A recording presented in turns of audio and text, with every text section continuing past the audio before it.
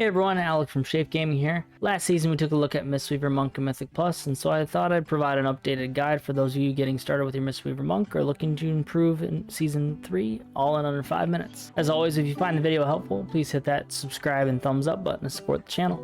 With Dragonflight Season 3, Mistweaver got a lot of quality changes around their survivability, healing, and mana regen, which has helped the class fit into the Mythic Plus healing meta along with Disciplined Priests and Resto Druids. If you've ever thought about wanting to try Mistweaver Monk, now is the time. They feel very strong, continue to have a good healing and AoE damage profile, and cooldowns that play well into the Season 3 dungeon pool.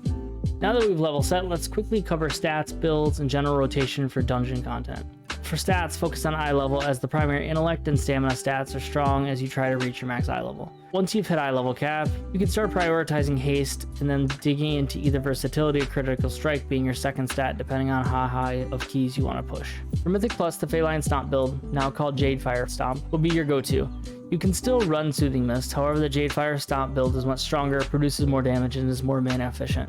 Looking at the class tree, this is my primary build.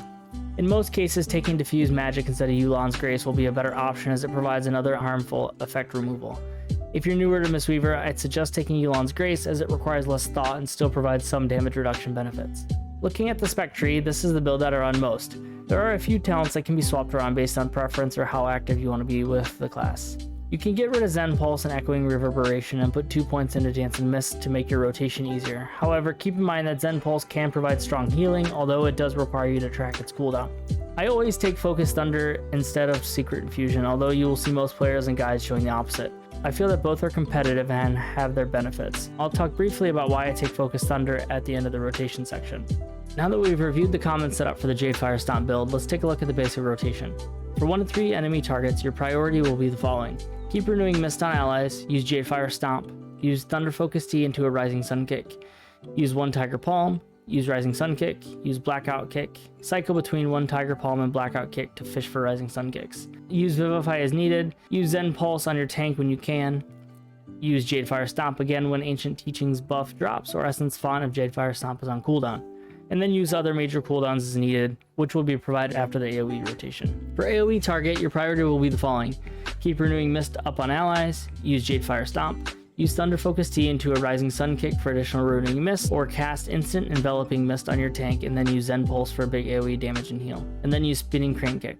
Cycle in Rising Sun Kicks between Spinning Crane Kick to keep up Renewing Mist and use Vivify as needed. When you need to use Chi-Ji, it's best to have Jadefire Stomp down before casting it so that your Blackout Kicks generate Enveloping Mist quicker.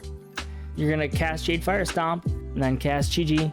If you have 3 enemies, you can use a Blackout directly into an instant cast Enveloping Mist, and keep repeating that. If you have less than 3 enemies, cast Tiger Palm, and then Blackout Kick directly into an instant cast Enveloping Mist. Keep repeating this rotation while you have players low on health, or until Chi-Ji runs out. If you don't need to immediately cast Enveloping Mist, you can keep your Tiger Palm into Blackout Kick rotation for Chi-Ji to heal parties with Gusts of Mist.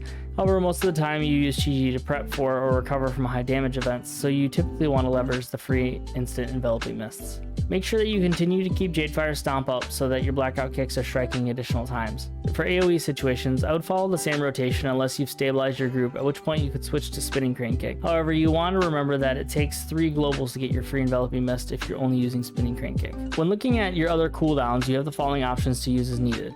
You can use Shaylun's Gift, Revival, Life Cocoon to save a party member, and although it's not really a cooldown, remember to use Mana Tea to help regenerate mana between large pools, long boss fights, or to prepare for mana reduction for your casts. Alright, I promised that I would quickly chat through my justification for using Thunder Focus Tea over Secret Infusion. I like using Focus Thunder because it provides me more flexibility in my rotation. I can use it in a few different ways depending on the situation.